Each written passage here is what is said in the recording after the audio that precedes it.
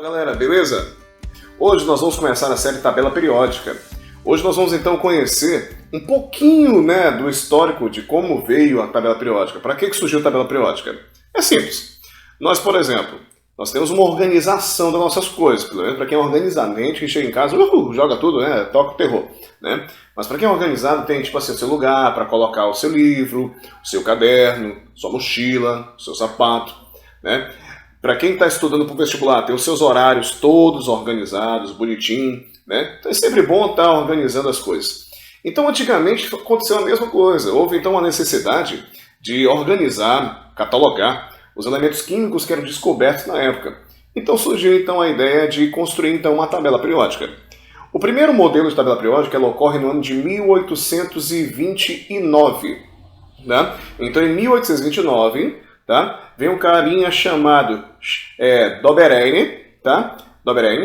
Esse Dobereine, alguns pronunciam Doberheim, eu chamo de Dobereine mesmo, eu estou no Brasil em português e pronto, acabou. Mas o Doberheim, ele monta a primeira tabela em 1829, conhecida como Tríade de Doberheim. A tríade, o nome já diz, tríade o quê? 3. Então ele organizou a tabela periódica dele de 3 em 3 elementos, com algumas propriedades bem interessantes. A primeira coisa que ele levou em consideração foi massa atômica. Nota que é o ano de 1829, próximo de 1808, onde vem Dalton, que é o primeiro cientista a trabalhar os primeiros cálculos de massas atômicas.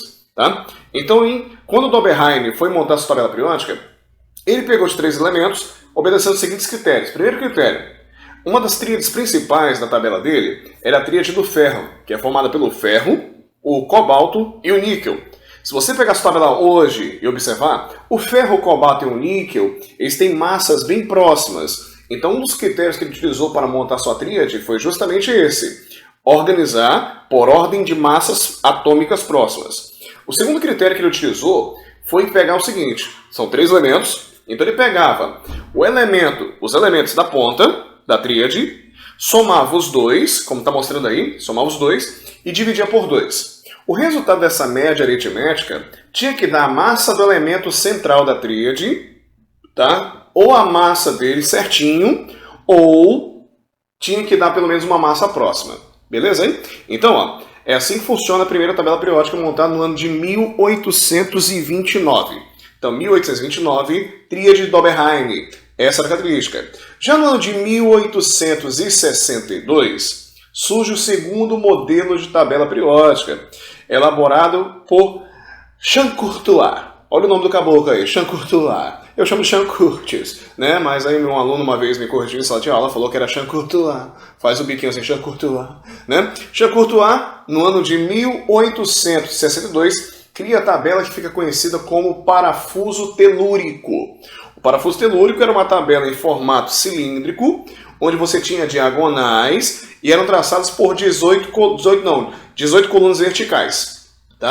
Essas colunas tinham em ordem crescente de massas atômicas, os seus elementos organizados também por propriedades semelhantes.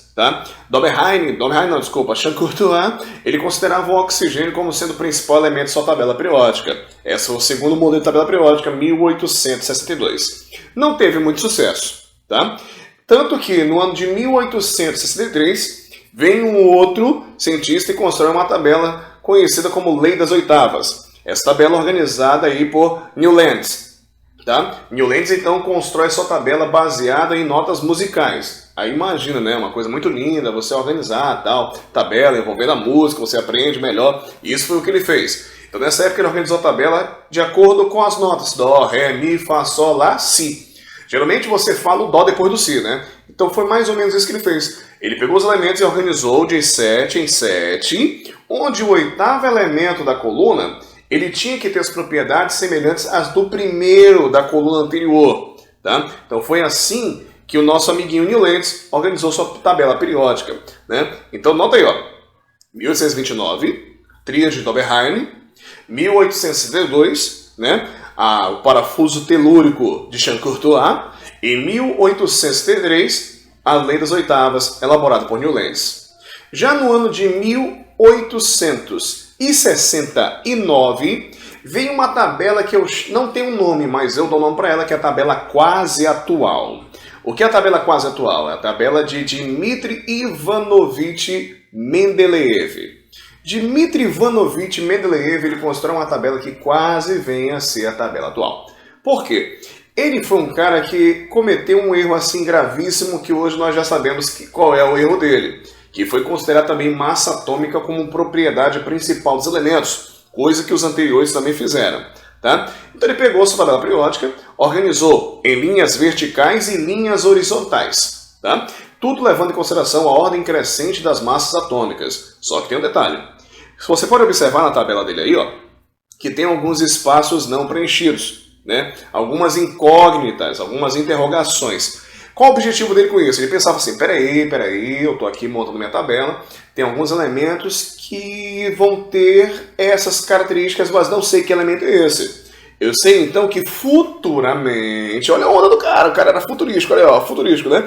Futuramente vai ter um elemento que vai se encaixar aqui, ó, com essas características. E o cara tão bom, mano, o cara tão bom, que hoje certinho os elementos se encaixam perfeitamente onde ele disse que ia ter o encaixe dos caras. Beleza? Por isso que é quase atual. Por que que não é atual então? Porque ele considerou que massa atômica era a principal propriedade que caracterizava o elemento químico. Lembrando que elemento químico foi definido pela primeira vez por John Dalton. Tá? John Dalton que falava que elemento químico era um conjunto de átomos que possui o mesmo número de prótons, ou seja, o mesmo número atômico. Tá? Então Mendeleev ele construiu a tabela periódica nesse formato, como você pode observar. Já no ano de 1913, nota que em 1913 ocorrem duas situações interessantes para o mundo da química. Que situações são essas? Primeira situação, modelo atômico de Bohr. Segunda situação, né, Primeira Grande Guerra Mundial, aquela situação interessante aí, todo mundo sabe, né? Então, em 1913, surge então a tabela periódica atual, elaborada por Henry G.L. Moseley, tá? Moseley é o cara que montou a tabela periódica em 1913. Meu amigo, olha o ano que a gente está agora. E ela até agora não foi alterada. Então, o cara era filha de uma mãe de inteligente, meu irmão. O cara montou uma tabela periódica top, mas não te preocupa, hoje nós não vamos falar essa tabela, nós vamos deixar para falar com vocês na aula número 2 da série Tabela Periódica. Nós vamos ter 3 aulas sobre tabela periódica, essa é a primeira das 3. Tá aí? Então, vamos fechar essa primeira parte da história da tabela periódica, esse era o nosso recadinho de hoje. Não deixe de acessar nossas redes sociais, acompanhe pelo Instagram, e Preuni Vestibulares também está fazendo aqui, ó, o seu canal, então acompanhe, porque nós vamos também estar divulgando aulas no canal Preuni Vestibulares. Então acesse lá no YouTube, temos 2 canais interessantes aí, ó, Preuni Vestibulares, o canal Mega Aulas e aqui no nosso Instagram, para você estar acompanhando todas as aulas, beleza? Então, um beijo e até a próxima.